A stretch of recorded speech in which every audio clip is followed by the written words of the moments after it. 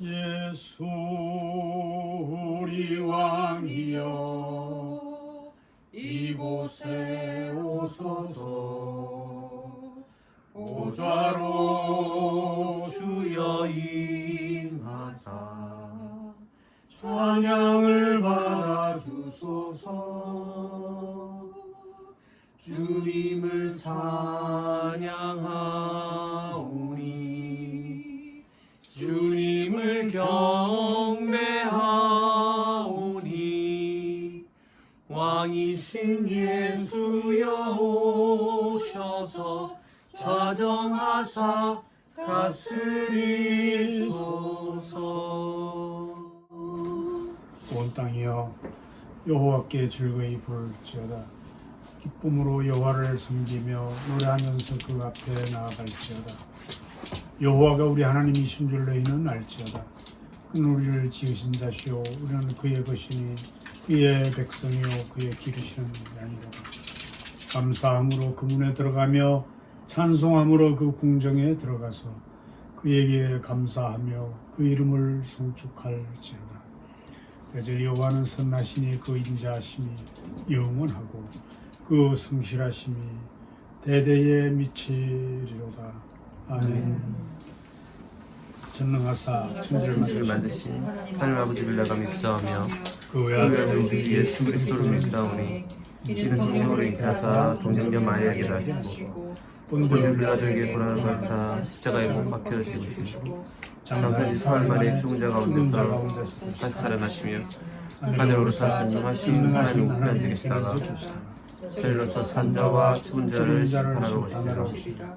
성령을 믿사오며 거룩한 공예와 성도가 서로 교통하는 것과 죄를 사하여 주시는 것과 몸이 다시 사는 것과 영원히 사는 것을 믿사옵나이다. 아멘. 성시교독 12입니다.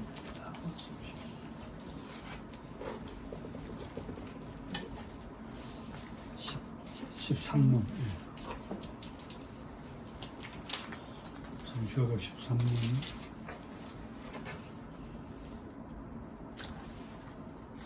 내가 여호와를 항상 송축하며 그를 송축함이 내 입에 계속하리로다. 내 영혼이 여호와로 자랑하리니 곤고한 자가 이를 듣고 기뻐하리로다. 나와 함께 여호와를 광대하시다 하며 함께 그 이름을 높이세. 내가 여호와께 구함에 내게 응답하시고 내 모든 두려움에서 나를 건지셨도다. 이 곤고한 자가 부르짖음에 여호와께서 들으시고 그 모든 환난에서 구원하셨도다.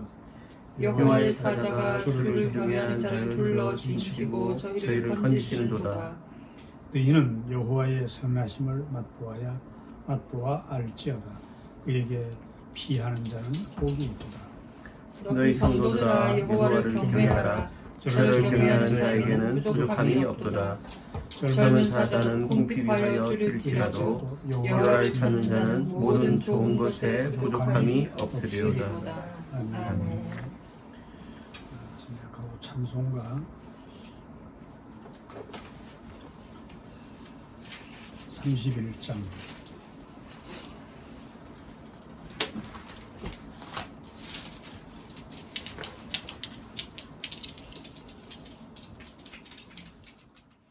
영광의 왕께 다 경배하며 그 크신 사랑을 찬송하라.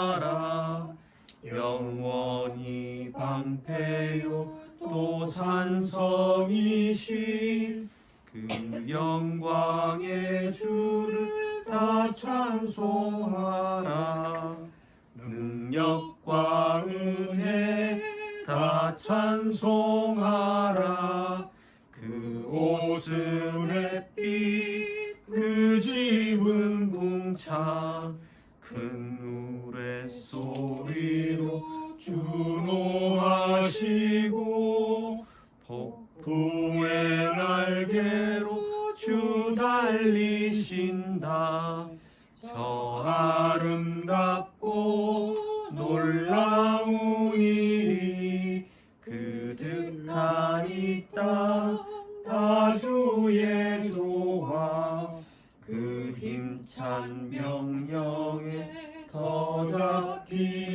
하니 저 푸른 바다는 옷자락이라 질그릇같이 연약한 인생 주 의지하여 늘 강건하리 창조주 보호자 또 우리 구주 그 자비 영원히 변함없어라. 아멘. 자비로우신 아버지 하나님,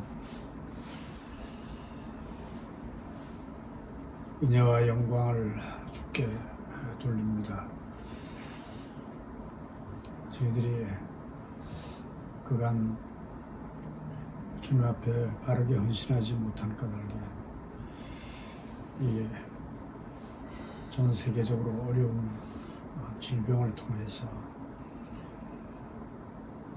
모든 사람들이 어려운 가운데 처해 있습니다.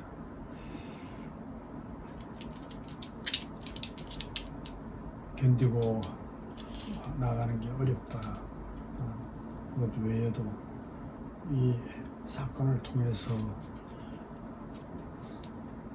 주께서 주시는 메시지를 발견하게 하시고 교회와 성도들이 스스로를 주님 앞에서 새롭게 돌아볼 수 있는 그런 귀한 기회로 삼을 수 있도록 인도하여 주시옵소서. 돌아볼 때 주님 앞에 교회에 하나님 앞에 아름답지 못한 것들을 교회에서 제해 주시고 또한 성도들의 교만과 주님의 뜻과 관계없는 일에서 손을 떼게 할 뿐만 아니라 온 세상을 주의 뜻에 따라서 새롭게 바라볼 수 있는 기회로 삼아 주시옵소서. 속히 회개하고 주님의 뜻을 이루는 가운데서 이 혼란에서 벗어나기를 원합니다. 도와주시옵소서. 모든 성도들이 오히려 이런 재난을 통해서 스스로를 다시 한번 돌아보고 주님 앞에서 스스로 깨끗하게 정리할 수 있는 귀한 기회로 삼아 주시기 원합니다. 이 예배를 하나님께서 받으시고 주의 노를 푸실 뿐만 아니라 또한 친히 나타나셔서 말씀하실 때에 저희들이 그 말씀 가운데 순종하고 나아가겠다는 결심을 할 수 있도록 주의 인도하여 주시옵소서. 예배의 모든 순서를 오직 주께 영광 돌립니다. 예수님의 이름으로 기도합니다.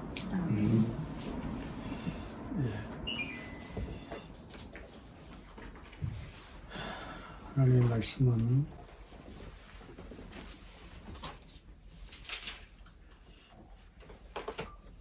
누가복음 17장 1절부터 10절 말씀까지 같은 목소리로 함께 읽겠습니다. 신약성경 123페이지 누가복음 17장 1절부터 10절 말씀.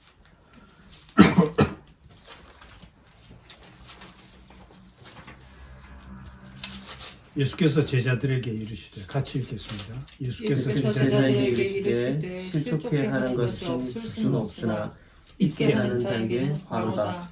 저가 이 작은 자 중에 하나를 실족해 할진대 차라리 연자맷돌을 굴곡에 매이고 바다에 던지는 것이 나으리라. 너는 스스로 조심하라. 만일 네 형제가 죄를 범하거든 경계하고 회개하거든 용서하라. 만일 하루 7번이라도 내게 죄를 얻고 7번 내게 돌아와 내가 회개하노라 하거든 너는 용서하라 하시더라. 사도들이 주께 여짜오되 우리에게 믿음을 더하소서 하니 주께서 가라사대 너희에게 겨자씨만 하는 믿음이 있었더라면 이 뽕나무더러 뿌리가 뽑혀 바다에 심기우라 하였을 것이요 그것이 그것이 너희에게 너희에게 순종하였으리라. 너희 중에 너희는 위기에 밭을 밭을 갈거나 양을 치거나 하는 종이 있어 밭에서 돌아오면 저더러 곧 앉아서 먹으라 할 자가 있느냐?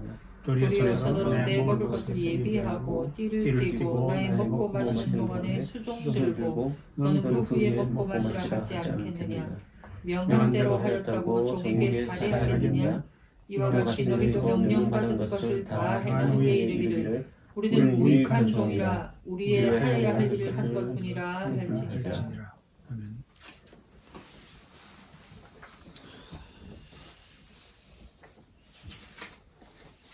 오늘 이 본문 말씀은 14장부터 시작해서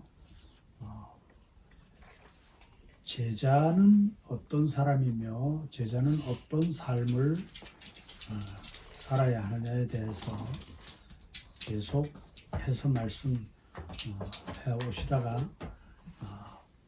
오늘 읽은 본문에서 그 결론에 해당하는 말씀을 하고 있습니다. 그러니까 제자들에게 한 말이에요. 그러니까 제자는 다른 말로 바꾸면 신자라 그랬죠. 우리에게 하시는 말씀. 1절에 보니까 제자들에게 이르시되, 또 5절에도 보니까 사도들이 주께 여짜오되. 지금 예수님이 말씀하시고 그 말씀을 듣는 대상은 제자들입니다. 사도들. 그러니까 제자에 관해서 계속 말씀하시고 여러 가지 비유로 말씀하시는데 오늘 결론에 해당하는 말씀이니까 매우 중요하죠. 오늘 2절에 보니까 작은 자라는 말이 나옵니다. 작은 자. 오늘 이 말씀에 좀 주목을 해야 됩니다.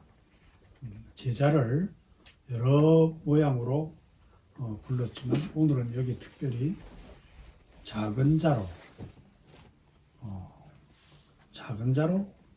말씀을.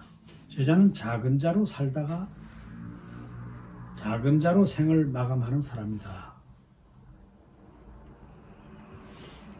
제자를 그동안 큰 은혜를 입었지만 갚을 것이 없는 자. 또는 또 여러 가지가 불법을 행하는 자. 불법을 행하는 불의한 종. 또 탕자. 여러 가지로 불렀지만 오늘은 여기서 작은 자로 이야기를 하고 있죠. 어쨌든 이 말씀은 앞에 나온 제자에 관한 이야기의 결론 부분에 해당하는 말씀. 1절부터 2절 읽어보니까 예수께서 제자들에게 이르시되 실족해 하는 것이 없을 수는 없으나, 실족해 한다는 말은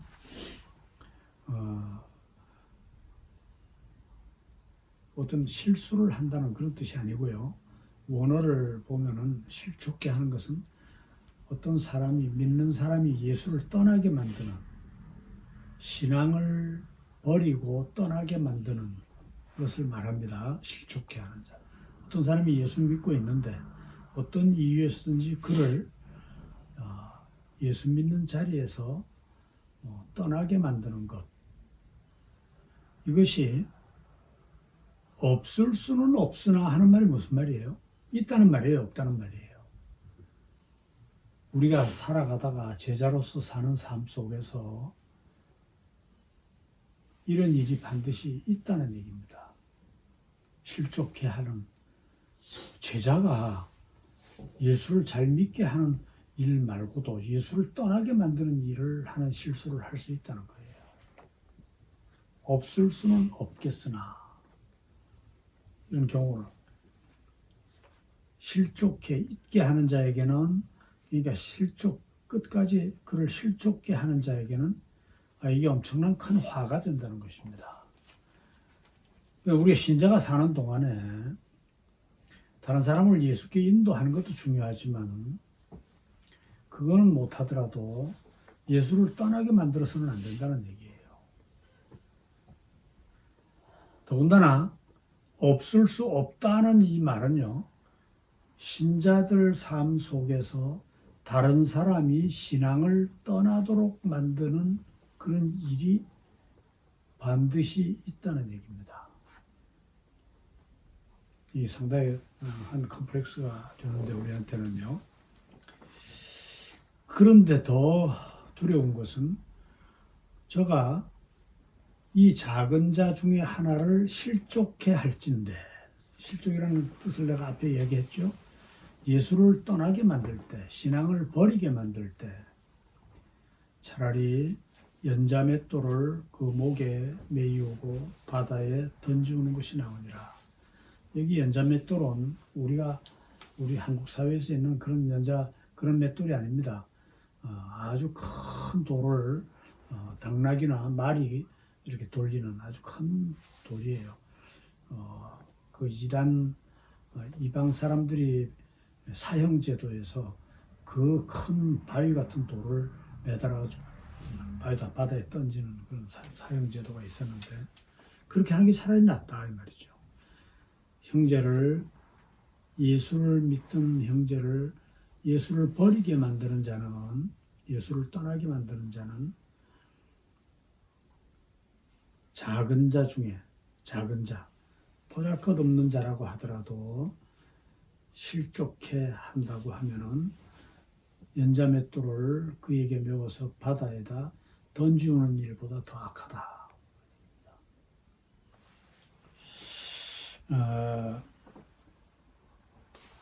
그러니까 이게 누구에게 이런 일이 있을 수 있느냐? 우리가 뭐 사는 동안에 누가 예수 못 믿게, 예수 믿는 것을 예수님에게서 떼어다가 예수를 떠나게 만드는 그런 일을 안 할 것 같은데, 여기는 예수님이 하는 말씀이 없을 수 없다는 거예요. 이런 경우가, 이런 일을 만난다는 겁니다. 그런데 그래서 3절에 보니까 너희는 스스로 조심하라. 이런 일이 누구에게나 한 번쯤 있는데 없을 수는 없겠으나, 만약 그런 일을 당해서 조심하지 않으면은 이건 엄청난 잘못을 저지를 일이 될 수 있다. 그런 얘기죠. 화가 있다, 화로다 하는 말은 거지 나사로 앞에 말씀에 보면 거지 나사로에게 비유 말씀에서 사용된 말씀입니다. 화가 있다 하는 말은 음부에 떨어져서 신음하는 화를 말합니다. 그래서 이 말씀은 우리가 정말 스스로 조심하라 하는 말씀과 함께 제자들이 살펴야 할 말씀입니다. 결국 믿는 제자를 유혹해가지고 지옥에 떨어지게 하는 죄, 예수를 떠나게 만드는 죄, 다른 죄는 몰라도 이 죄는 정말 짓지 않도록 조심하라, 이런 얘기죠. 제자들이 살아가는데 이런 일이 반드시 있다는 말입니다. 없을 수는 없겠으나 있다 이 말입니다. 있다. 이 없을 수는 없겠다는 강조형이에요. 반드시 있다는 겁니다. 지금까지 없었으면 앞으로도 그런 일이 있을 수 있고 반드시 이런 일이 있다는 얘기예요. 이것이 작은 자로 살아가는 우리가 사실 겪게 되는 컴플렉스죠. 반드시 있다고 하니까. 지금까지 전 그런 일이 없었으니 앞으로 제게는 그런 일이 없을 것 같다. 예수님을 떠나게 만드는 일은 없을 것 같다. 그런 생각이 드는데도 성경은 그렇게 말하지 않고 반드시 있게 된다고 말씀하십니다. 실족해 하는 것은 예수를 떠나게 만드는 것이죠. 그래서 어떤 그걸 이제 상세하게 이야기하는데, 어떤 일 때문에 그렇게 너희는 스스로 조심하라. 만일 내 형제가 죄를 범했을 때, 이제 실족해 하는 경우가 반드시 있는데 어떤 경우에 그러냐면 어떤 형제가 죄를 범했을 때 그거를 경계하고 경고하고 새로 만드는 성경에는 경계가 아니고 경고돼 있어요. 죄를 떠나라 이렇게 경고하고 회개하거든 용서해야 된다. 경고하고 회개했는데 용서하지 않으면은 그가 예수 믿는 신앙을 버리고 실족해 될 수 있다는 얘기입니다. 지금 그 경우를 좀 상세하게 예수님 말씀을 하시거든요. 자, 그런데 여기서 우리가 주의할 거는요. 경고하고 회개하거든 용서하라 이 말은요. 잘못 해석하면은 용서의 조건이 경고한 뒤에 그가 잘못했다고 진심으로 회개했을 조건을 갖추거든 용서하라 이런 뜻이 아닙니다.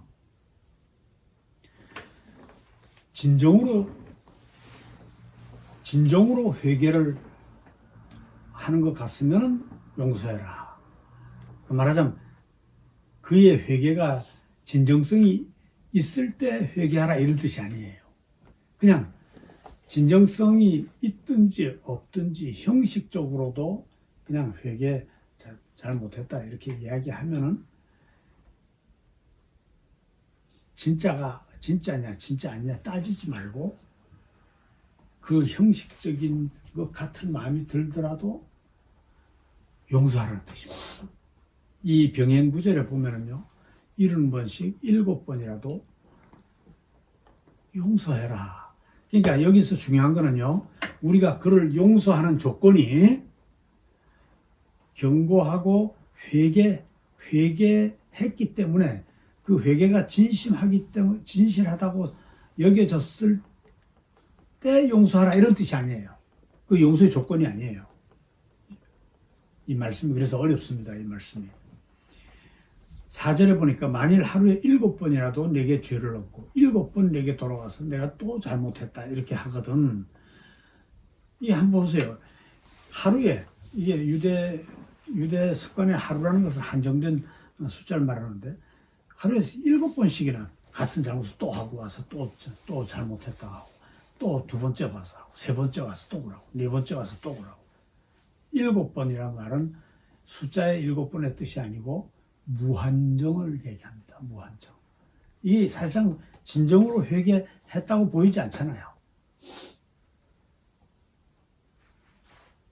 그런데도 너희는 그를 온전하게 용서하라는 거예요. 이게 그렇게 하지 않으면은 그 작은 자를 실족해 만드는 죄를 너희들이 범하게 된다. 그런 얘기입니다. 이게 신자로서 참 컴플렉스입니다. 그냥 형식적으로 와서 잘못했다고 하는 게 뻔한데 그래도 그게 너희가 온전한 용서를 해주지 않을 조건이 안 된다 이 말이에요. 용서는 그가 회개했기 때문에 용서하는 게 아니고 용서의 조건이 따로 있어요. 그 뒤에 문장을 읽어보면요. 자, 용서의 뜻은요. 원어를 풀어보면요. 그의 잘못을 아예 멀리 떠나보내고 온전한 용서. 아예 기억조차 하지 않는 걸 말해요. 그의 잘못을 보면 생각이 나는데 잘못한 것이 그 잘못을 아예 내 머릿속에서 완전히 지워버리라는 거예요. 이게 컴플렉스예요, 사실은요. 상대방이 진정으로 회개한 것 같지 않은데도 이렇게 하라는 겁니다.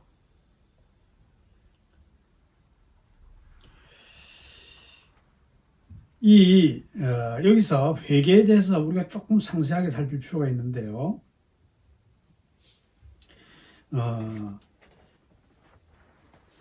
우리는 보통 참 진심으로 반성하는 것 같다. 그게 확인될 때 그것을 조건으로 해서 그를 온전히 용서하라. 이것은 그냥 유교에서도 있는 말이고요. 근데 기독교에서 이 용서는 그거하고 완전히 다릅니다.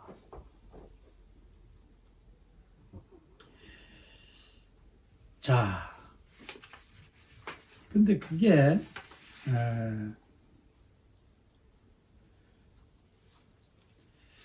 아예 기억하지 말 그의 잘못을 멀리 보내버리고 아예 기억 속에서 지워버려라. 그렇지 못한 경우는 온전한 용서가 아니라는 것입니다. 용서해 준 게 아니고 그냥 네가 우리가 쉬운 말로 갈지 않은 것뿐이다. 그런 건 용서가 아니라는 겁니다. 아예 기억하지 말라는 것이죠. 아예 막 생각하려고 하지 말라는 것이죠. 더 심각한 거는요. 아까도 얘기했지만 14절부터 지금 14장부터 누가 보면 14장부터 지금 15, 16장 계속해서 제자에 대해서 여러 가지 정의로 이런 게 제자다. 이런 게 제자의 삶이다. 제자는 이래야 된다. 이런 말씀을 계속 하는 가운데 오늘 이 부분이 누구의 죄를 온전하게 용서해 주는 이 일에 실족하지 말라 하는 게 결론이에요. 제자 앞에 보면은 여러분 잘 기억하듯이 제자는 갚을 것이 큰 은혜를 입었지만 갚을 것이 없는 자의 마음으로 사는 것이다. 탕자처럼 사는 것이다. 불의한 청직이다. 거지 나사로와 같이 사는 것이다. 이렇게 얘기했는데 결론적으로 말해서 앞에 게 다 된다고 하더라도 오늘 이 결론은 형제가 나한테 잘못한 일을 끝까지 내 마음에 두고 그를 보기만 하도 기억나서 온전한 용서를 하지 못하는 경우를 결론적으로 이야기하고 있어요. 참 그래서 성경이 이야기하는 용서는요 굉장한 컴플렉스가 됩니다. 우리한테 사실 딜레마고요. 어떻게 이렇게 하느냐 이거죠. 오늘 이 작은 자로 살아가는 제자의 삶의 결론이 온전한 용서입니다. 자, 그러면은 용서해 주는 것에 대한 조건이 그가 진심으로 회개할 때 용서하라는 뜻이 아니라는 거죠. 저놈이 겉으로만 용서를 비는 거 내가 알지만 그거에 관계없이 용서하라는 것이죠. 온전한 용서를 주는 것으로 우리의 인생이 그렇게 살다가 그렇게 끝나야 된다는 것입니다. 자, 그러면서 이 용서의 이유가 용서하는 이유가 그가 회개했기 때문에가 아니고 우리가 어떤 사람을 용서하는 것은 우리가 예수의 피로 용서받았기 때문입니다. 그것 때문에 우리는 누구를 용서할 수밖에 없어요. 용서하라는 게. 기독교에서 얘기하는 용서는 일반 다른 유교라든가 불교에서 얘기하는 그런 거하고 다릅니다. 그런 윤리적인 법칙과 달라요. 우리가 용서하는 것은 우리가 너무나 큰 죄에서 용서받지 못할 자가 예수의 피에 의해서 용서받은 자들이기 때문에 그래요. 이게 결국은 믿음인데요. 그러니까 아버지가 나를 용서하고 아들을 삼아 주셨다고 하는 이 관계에서 오는 거기에서 우리의 믿음이 있다 그랬죠. 거기에 근거한 용서이기 때문에 아버지와 아들의 관계를 계속 이야기하면서 앞에 탕자에서 아들이 잘못을 말하기만 한 것으로도 그냥 완전히 용서해 줄 뻔했잖아요. 아버지가. 왜? 관계 때문에. 우리는 그런 관계에 의해서 용서받은 자들이지 누가 진정으로 자기의 잘못을 뉘우치느냐 그에 근거해서 누굴 용서해 주는 게 아니다 이 말이죠. 용서가 안 돼요. 그러기 때문에 진정으로 뉘우친 것 같아도 그 사람에 대한 감정이 없어질 것 같습니까? 그렇지 않아요.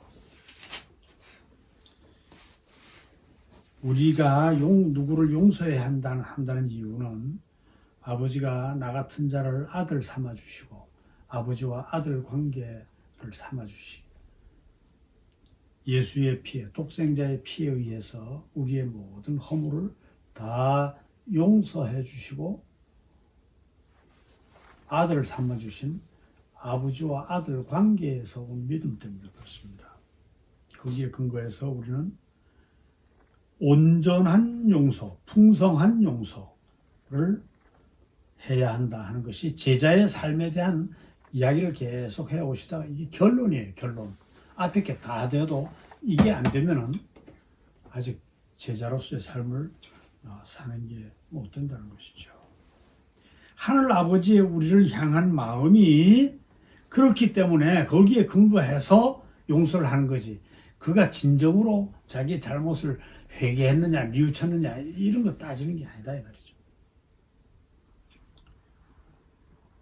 그래서 용서의 조건은 진정한 그 사람의 뉘우침이 아니라 예수의 피를 전제로 한다는 사실을 제자는 절대로 잊어버리서는 안 된다. 누가 누구를 용서하는 건 그 근거가 예수가 날 위해 흘린 피였지. 애당초 이 사람의 회개나 이 사람의 뉘우침이 아니었다는 것을 말하는 겁니다. 주님께서는 그렇게 말씀하신 적이 전혀 없어요. 이 사람이 정말 새 사람이 돼서 자기의 잘못을 뉘우쳤기 때문에 용서해 줬다고 하더라도 그 사람이 또 그 죄를 범할 수 있는 경우도 있을 뿐만 아니라 우리 마음 속에서 그를 향한 책망이 그렇게 사라지질 않는다는 것이죠. 기독교에서 얘기하는 용서는 그래서 독특합니다. 우리는 그래서 이것이 참 컴플렉스가 돼요. 우리가 예수를 잘 믿으면은 그 믿음이 능력이 되어서 저 사람을 바꿀 수 있을 것 같아요? 절대로 성경은 그렇게 말하지 않습니다.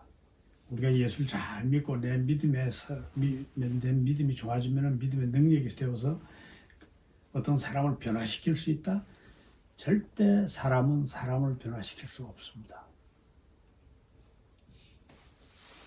그런 걸 주님도 성경도 약속하신 적이 없어요. 오히려 끊임없이 그 사람의 변화보다도 네가 변화해. 우리의 변화, 나의 변화를 말씀하고 계십니다. 상대방을 내가 변화시킨다. 우리에게는 그런 게 없어요. 회개하고 새 사람을 만든다고요? 우리에겐 그런 게 없다니까요. 남을 변화시키는 일은 포기해야 되고요. 내가 변화해야 돼요. 성경은 항상 내가 바뀌어야 된다고. 그런 삶을 통해서 예수의 속량하신 그 은혜로운 피에 의해서 우리가 용서받은 사실을 세상에 드러내줘야 한다는 것. 그래서 제자의 삶은 우리가 생각하는 것처럼 그렇게 쉽지가 않습니다. 여기서 그런데 하나 알 거는 책망하라고 왜 죄 지으면 죄인을 상대해서 왜 책망하라고 하시는 걸까? 이것도 역시 해석이 매우 까다로운 거예요. 용서해 주더라도 옳고 그런 건 분명히 해야 된다는 뜻입니까? 그렇지 않습니다. 용서가 온전한 용서가 전제돼 있기 때문에 전제해 놓고 용서해 주기 위해서 책망하라는 것입니다. 잠언에 보면은요, 어리석은 자를, 그러니까 죄를 범한 자를 제발 책망하지 말라. 네가 책망한다고 해서 그가 결코 바뀌지 않는다. 어리석은 자를 책망하게 되면은요, 오히려 깨닫지도 못할 바에는 관계만 서로 나빠집니다. 그래서 먼저 그를 온전하게 용서해야 된다는 생각을 전제로 해서 그의 잘못을 이건 잘못된 거다 이렇게 말해주는 거예요. 그런 책망을 말하는 겁니다. 책망하고 회개시키는 것이 용서의 조건이 아니라는 것이죠. 오히려 거꾸로 그를 향해서 나는 용서해야 된다는 사실을 먼저 받아들인 뒤에라야 그의 잘못을 이야기해주고 그가 형식적으로든지 잘못했다는 이야기를 하도록 한다는 것입니다. 그러니 이 책망은 회개시키려는 게 아니고요, 용서해 주려는 책망이어야 한다. 이 용서를 해도 되고 안 되고 안 해도 되는 게 해도 되고 안 해도 된다는 그런 게 아니고요. 그 사람을 예수께서 어떤 사람을 예수께서 내가 책망하고 그를 용서하지 않아 가지고 그 사람이 예수께서 완전히 떨어져 나가게 하는 죄가 될 수 있다. 즉 실족해 하는 죄를 범할 수 있다는 것이죠. 어떤 교회에서 그런 일이 있었어요. 교회에서 계속 구제를 했습니다. 삶이 너무 어렵다는 생각을 가지고 어떤 부인을 이혼하고 혼자서 사는데 계속 삶이 어려워서 교회에서 계속 그 사람의 생활에 필요한 돈을 계속 구제를 했어요.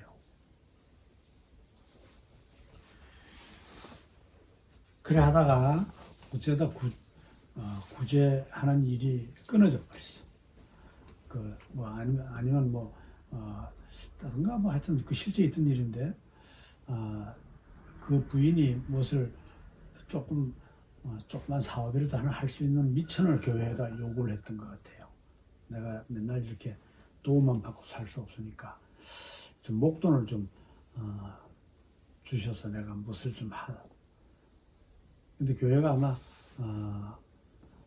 그 형편이 그래 안 돼서 못 도와줬던 것 같아요. 이 사람이 그게 삐끼가지고 다음에 보니까 절에 다니더래요. 참 인간적으로 봤을 때 참 용서하기가 참 어렵죠. 그런데 참 그 예수 버리는 것이 잘못된 겁니다. 예수님 떠나서 절에 다니시면 안 됩니다. 이 말은 해줘야 되겠죠. 그렇다고 그렇게 말한다고 해서 그 사람이 진심으로 회개하지도 않습니다. 죄는 지적해주고 형식적으로라도 미안한 마음을 가지고 다시 돌아오면 받아주라는 얘기입니다. 이 참 용서가 그래서 어려워요. 참 너무나 괘씸하게 세상에 그냥 교회 안 나오는 게 아니고 아예 절로 가버렸어. 이 신자로서 제자로서의 삶은 살아야 되겠는데 예수님이 제자에게 요구하는 이런 일들이 우리가 너무 행하기가 쉬운 게 아니다 말이죠. 그래서 우리는 스스로 정말 조심해야 된다.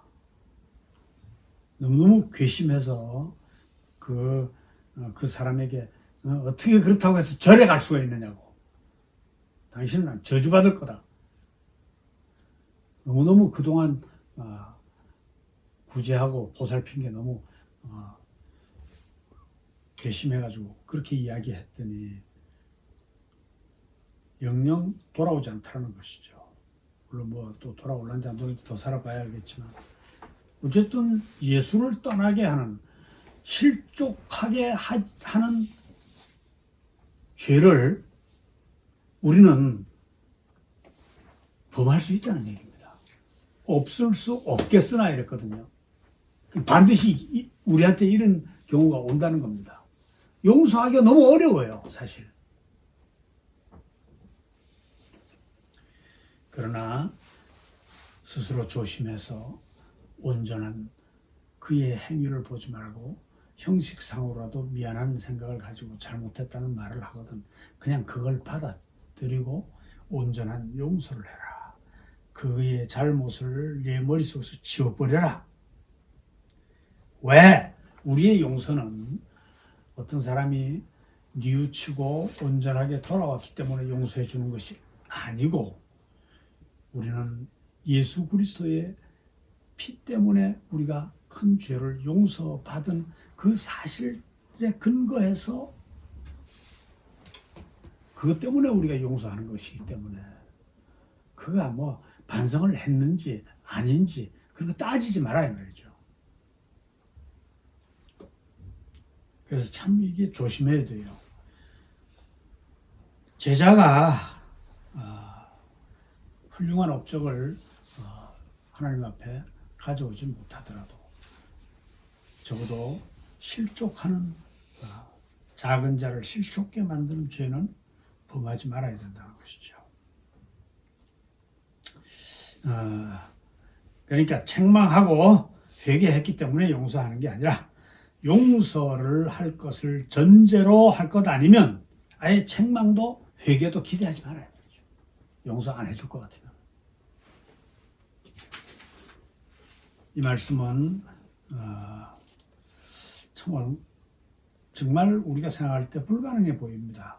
제자들도 그래 놓으니까 아휴 이러려면 우리의 믿음이 엄청 커져야 되겠다 이렇게 생각했던 것 같아요. 사도들은. 그래서 5절에 뭐라 그럽니까? 사도들이 주께 여짜오되 아휴 그거 어떻게 그렇게 합니까?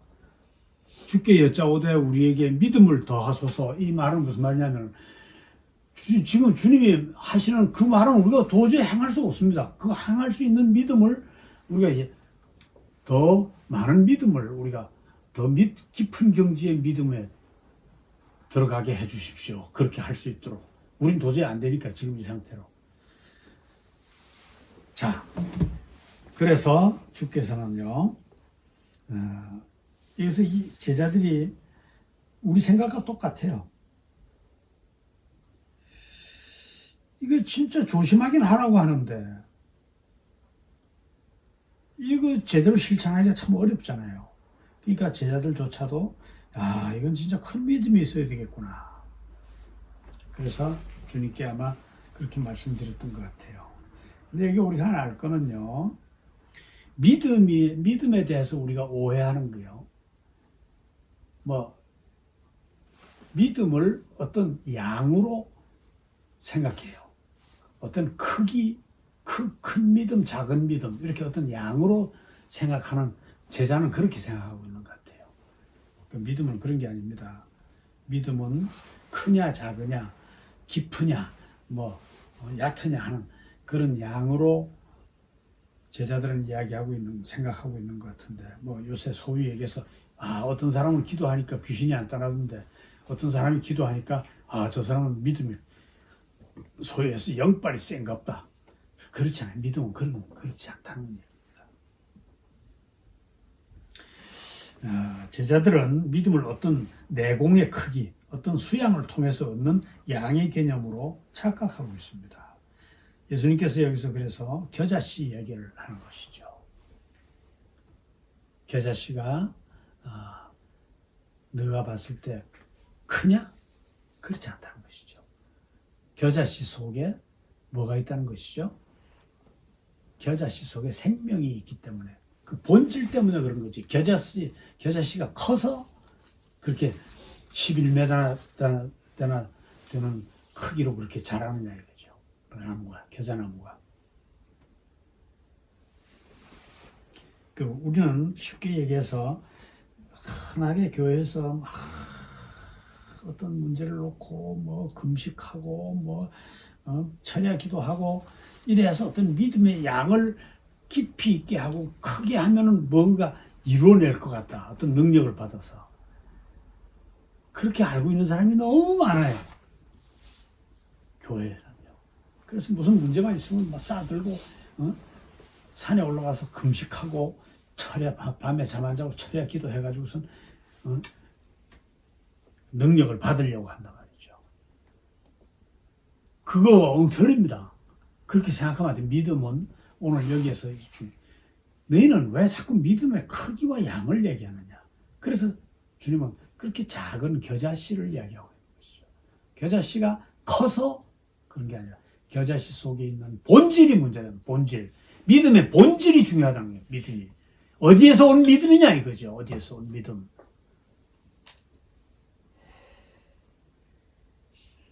여러분 어디에서 온 믿음입니까? 복음에는 하나님의 의가 나타나서 믿음에서 믿음에 이르게 하나님. 우리가 가진 믿음은 우리가 아버지와 자녀의 관계라고 하는 관계에서 온 믿음이에요. 관계에서 온 믿음. 내 행위가 뭐 이렇고 내가 뭐 써서 이게 아니고 아버지는 나를 사랑하시고 나를 위해서 어떤 조건을 따지지 않고 나를 위하신다고 하는 그 관계에서 오는 믿음. 아버지는 나를 사랑하신다는 믿음이죠.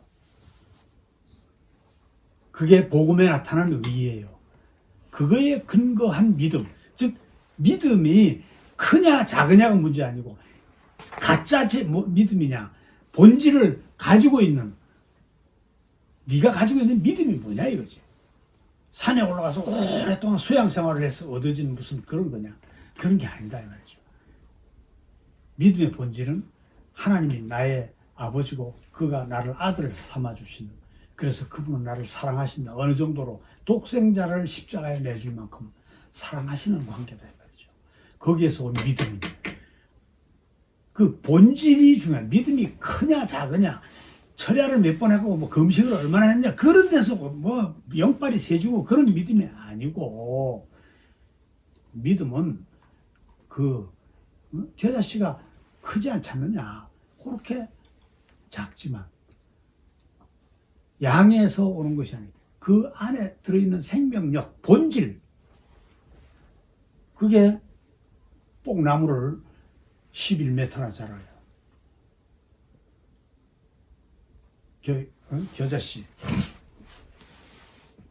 겨자씨만한 믿음 이랬어요. 근데 겨자나무가 굉장히 크거든요. 근데 여기서 갑자기 뽕나무가 등장하죠. 뽕나무는 이스라엘 쪽에 중동 지역에 아주 흔하게 발견되는 나무인데 한 11m 정도 크는 나무라 그래요. 이거는 지금 겨자나무가 아닙니다. 뽕나무. 근데 이 뽕나무의 특징이요. 좀 필요가 없어서 뽑아내려고 하면 뿌리가 너무 깊어가지고 뽕나무가 안 뽑혀서 무슨 밭을 만들려고 하면은요. 개간을 하기에 아주 거추장스러운 뽕나무. 뽕나무 하나 뽑아내는 게 그렇게 어렵답니다. 저는 뭐 실제 보진 못했는데 뿌리가 너무 깊이 들어가고 막 여러 갈래로 막 들어가서 뽕나무 하나 뽑으려고 하면은 그 나귀나 이런 걸 해가지고 묶어가지고서 억지로 뽑아낸다 그래요. 근데 너희 믿음이 겨자씨처럼 작더라도 본질이 바로 되어 있는 믿음을 가지고 있게 되면은 그 잘 뽑히지 않는 뽕나무조차도 쉽게 바다에 뽑혀서 바다에 던질 수가 있다. 그런 얘기를 지금 하는 거예요. 이것도 참 비유가 어려워서 엉터리로 잘못 비유가 해석되는 경우가 참 많아요. 아버지요, 우리가 어떻게 아니 뻔히 지 잘못을 진정으로 회개도 하지 않고 뻔뻔스럽게 와서 또 잘못했습니다 이렇게 하는데 어떻게 그를 용서하느냐 이거죠. 그의 잘못을 어떻게 우리가 기억하지 않고 우리 뭐 그 불가능한 주문을 예수님께서 하시니까 제자들이 아휴 명령은 수행해야 되겠고 더 큰 믿음이 있어야 되겠군요. 더 큰 믿음을 주십시오. 그러니까 예수님께서 믿음은 크기로 하는 것이 아니라 너희 믿음의 본질이 뭐냐 이거죠. 너희 믿음의 본질이 어디에서 온 믿음이냐 이거죠. 믿음은 크기, 작기, 깊기, 얕기 그렇게 따지는 게 아니고 믿음은 아주 작은 겨자씨라고 하더라도 그 속에 생명이 있으면 겨자나무가 생기듯이 본질이 중요하다. 잘 뽑히지 않는 뽕나무도 너희가 뽑혀서 바다에 던지라고 하면 가능한 일이 될 수 있다. 불가능한 일을 가능하게 만들 수 있다. 너희가 지금 전혀 뻔뻔스러운 그놈을 용서해 주는 일이 거의 불가능하게 보이지? 너희 믿음의 본질로 돌아가면 그게 가능하다는 거지. 너희 믿음이 어디서 온 거냐? 아버지가 나를 사랑한다는 그 관계에서 온 네가 믿음이 있느냐 이거지. 너는 아버지 앞에 아들 노릇을 아들로 불려갈 만한 그런 자격이 있었느냐? 용서 받을 수 없는 많은 죄를 가지고 있는 너를 다 없다고 용서해 주시고 아들 삼아준 거 아니냐. 그 관계에서 오는 믿음, 그 믿음을 가져야 결국은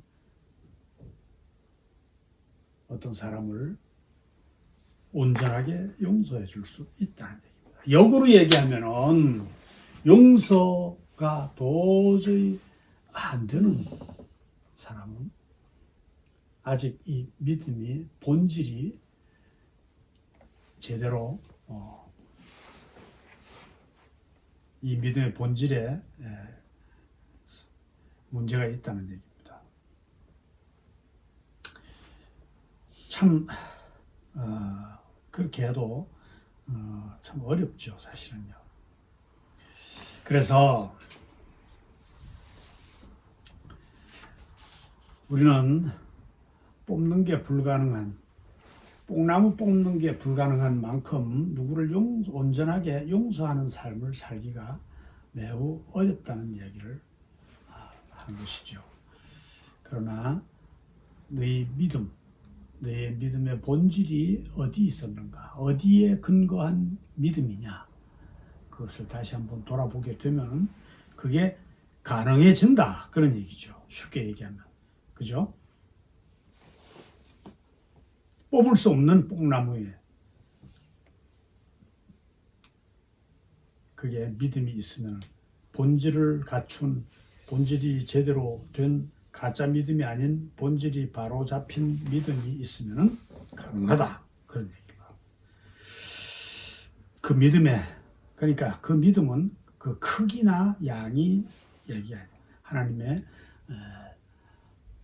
관계에서 이제 불가능을 가능하게 하는 능력이 그 믿음의 본질에서 나타나게 된다는 것이죠. 불가능을 가능하게 하는 것은 믿음이 크고 작고 하는 크기가 아닌 믿음의 본질에 달렸다. 지금 같은 말을 계속하는 건 매우 중요한 말이기 때문에 그렇습니다. 어떤 사람은 이 사람에게서 귀신이 떠나게 못하는데 어떤 영빨이 센 사람은 믿음이 커서 이 사람은 믿음의 경지가 깊어서 이 사람에게서 귀신이 떠나갔다. 그렇게 생각하면 안 돼요. 그래서 여기저기 영빨이 센 사람을 찾아서 안수기도를 받으려고 다니는 거 다 사단의 속임수입니다. 믿음에 대한 본질을 모르는 사람들이에요.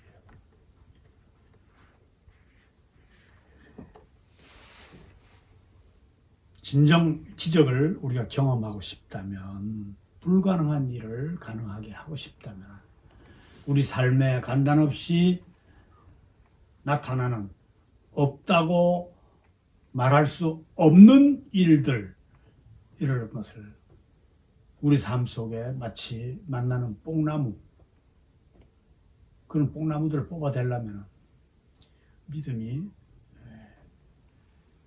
본질적인 믿음으로 돌아가야 된다.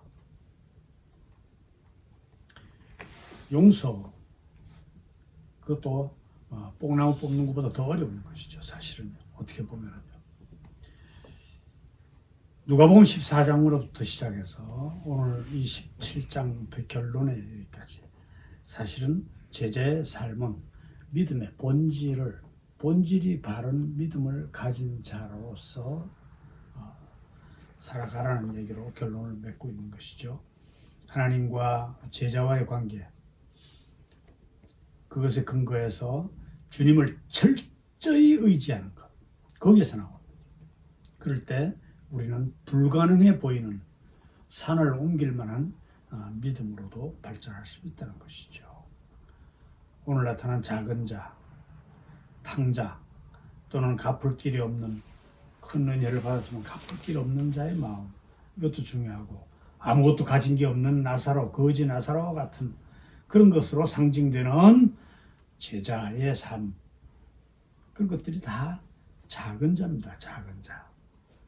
내가 작은 자라는 자아를 인식하고 내 속에 어떤 능력을 가진, 능력 있는 믿음을 가지려고 생각하지 말고, 내가 본질이 바로 본질을 바르게 소유한 그런 믿음을 소유, 오로지 그가 나의 아버지 되심에 의지해서, 그가 나의 아버지, 주님이 나의 아버지 되심에 의지해서 살아가는 게 제자의 삶임을 성경은 말하고 있습니다. 내가 온전히 용서를 베푸는 능력, 그런 것을 입는 삶. 어떤 자라도 제자들이 가는 길에는요, 도저히 예외 없이 제자의 삶을 살다 보면은 우리가 가는 길에는 우리 힘으로 뽑히지 않는 뽕나무들이 수없이 나타난다는 것입니다. 그 중에 제일 잘 뽑히지 않는 것이 누구를 용서하는 일. 용서하지 못하면 그가 실족할 수도 있다는 것이죠. 사람을 실족하게 한 죄는 연자맷돌을 그에게 매달아서 바다에 던지오는 죄를 범하는 것입니다. 그래서 성경은 너희는 스스로 조심하라고 이야기하고 있습니다. 지금까지는 그렇게 살지 못했지만 앞으로의 삶 속에서 우리 앞에 나타나 있는 도저히 뽑히지 않는 뽕나무, 이것을 내가 무슨 영빨 있는 사람이 돼서 뭘 해결하려고 하지 말고 전적으로 나를 사랑하시는 아버지께 의지해서 이 일을 해나갈 수 있는 믿음의 사람이, 바른 본질의 믿음을 가진 사람이 될 수 있기를 주님으로 축원하는 것입니다.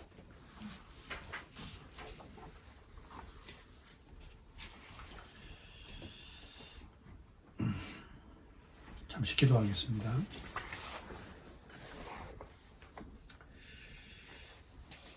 우리는 주님으로부터 마땅히 갚아야 할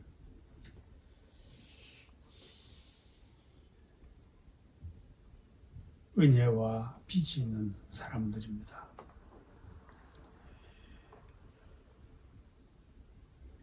땀 흘려 수고하고도 주인이 식사를 다 하는 동안 기다려 서 있어야 하는, 그것이 마땅한 것처럼, 그렇다고 해서 주인이 그 노예를, 그 종을 칭찬하지 않는 것처럼, 우리가 누구를 용서해서 칭찬받는 것이 아니라 우리는 마땅히 용서를 해야 하는 삶을 살아야 한다고 주님께서 친히 말씀하셨습니다. 띠띠고 나의 먹고 마시는 동안에 수종 들고 너는 그 후에 먹고 마시라 한다고 하더라도 마땅히 그렇게 해야 될 줄 알고 순종하는 종처럼 우리는 은혜 입은 자로서 갚을 길 없는 죄를 용서받은 자로서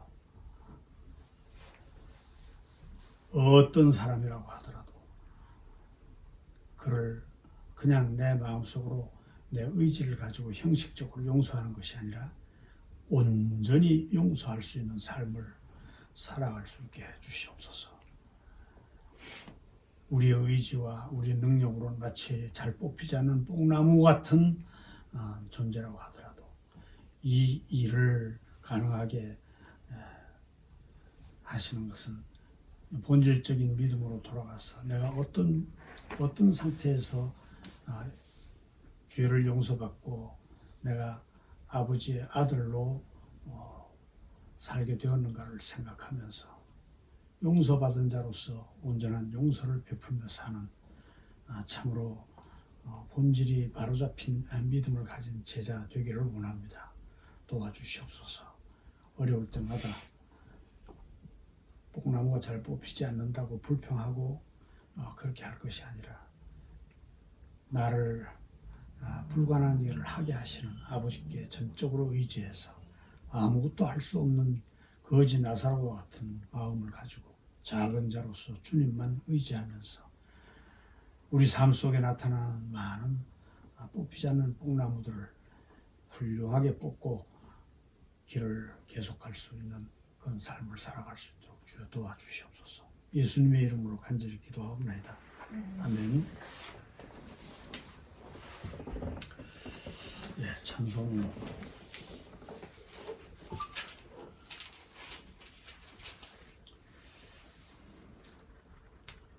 그 405장 찬송.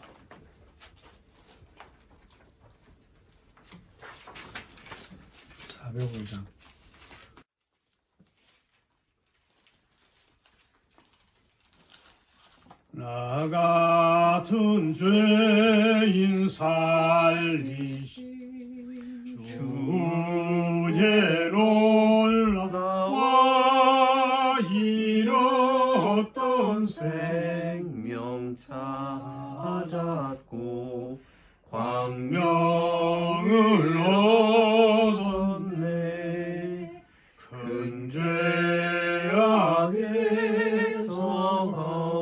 건지신 주의 고마워 나 처음 믿은 그 시간 귀하고 귀하다.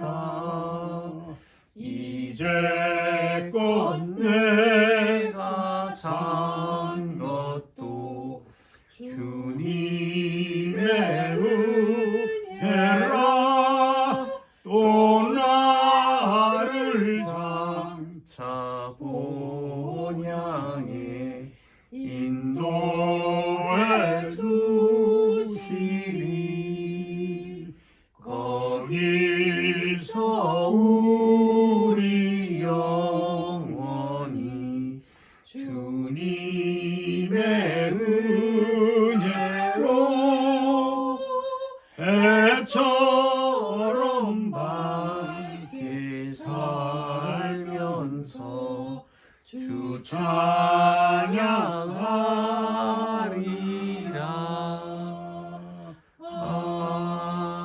아멘.